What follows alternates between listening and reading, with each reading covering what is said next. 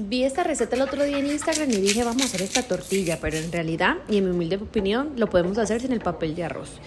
Y en el supermercado pueden encontrar un paquete de brócoli, zanahoria y coliflor ya picados, que fue la ensalada con la que rellené, que está deliciosa. Solamente pongan creatividad, un buen aderezo y listo, aguacatico, bueno, de todo le puse.